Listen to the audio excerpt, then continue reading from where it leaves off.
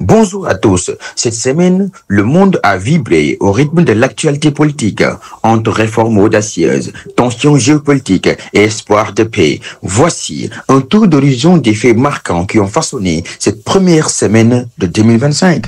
Commençons notre voyage au Sénégal, où le président Bassirou Diomaye Diakhar Faye a prononcé un discours de fin d'année. Le 31 décembre 2024, le président Faye a annoncé plusieurs mesures phares pour son mandat, notamment la lutte contre la corruption, la fin progressive de la présence militaire étrangère au Sénégal d'ici 2025 et la relance du processus de paix en Casamance. Ces annonces largement relayées par Le Soleil et Sud Quotidien ont été saluées pour leurs ambitions, mais aussi scrutées pour leurs défis de mise en œuvre.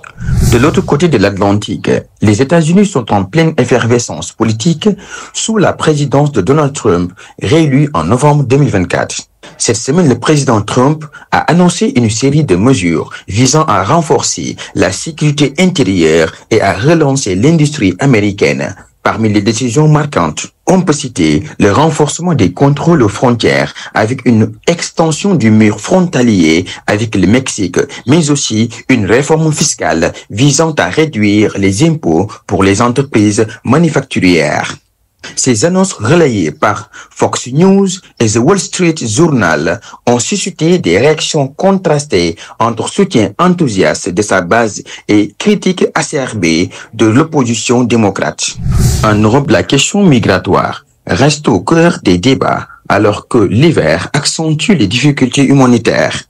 Le 2 janvier 2025, la Commission européenne a annoncé un nouveau plan de répartition des migrants entre les États membres visant à soulager les pays en première ligne comme l'Italie et la Grèce. Cependant, des pays comme la Pologne et la Hongrie ont déjà exprimé leur opposition, relançant les tensions au sein de l'Union européenne. Le Monde et BBC Europe ont analyser les implications de cette crise pour la cohésion européenne.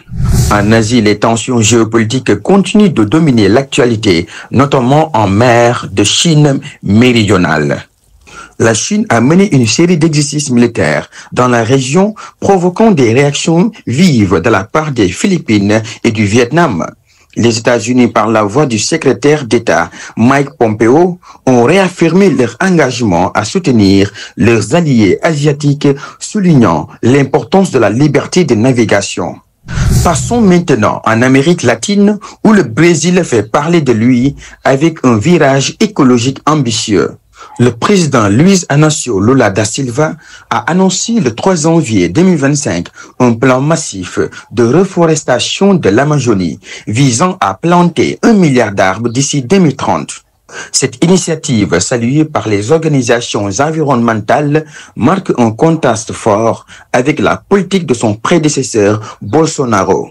En Afrique, un espoir de paix émerge en Éthiopie où des pourparlers ont repris entre le gouvernement et les rebelles du Tigré.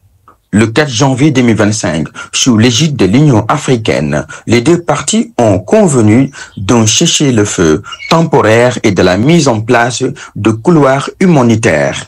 Bien que fragiles, ces avancées ont été saluées par la communauté internationale, notamment par le secrétaire général de l'ONU, Antonio Guterres. Africa News et Al Jazeera ont suivi de près ces négociations, rappelant que la route vers la paix reste longue. Enfin, au Moyen-Orient, une lueur d'espoir brille avec la reprise des discussions entre l'Iran et l'Arabie Saoudite. Le 3 janvier 2025, les deux pays ont annoncé la reprise de leurs relations diplomatiques rompues depuis 2016. Cette réconciliation facilitée par la Chine pourrait avoir des répercussions majeures sur la stabilité régionale, notamment au Yémen et en Syrie. The Economist et Al Arabiya ont souligné l'importance de ce rapprochement dans un contexte géopolitique volatile. Cette semaine a été riche en événements politiques à travers le monde, du Sénégal aux États-Unis, en passant par l'Europe, l'Asie et l'Amérique latine, l'Afrique et le Moyen-Orient. Chaque région a apporté sa pierre à l'édifice de l'actualité internationale. Ces développements, parfois porteurs d'espoir, parfois source de tension, tensions rappellent que la politique mondiale reste un terrain en perpétuelle évolution. C'est tout pour ce récapitulatif. Restez connectés pour plus d'actualités.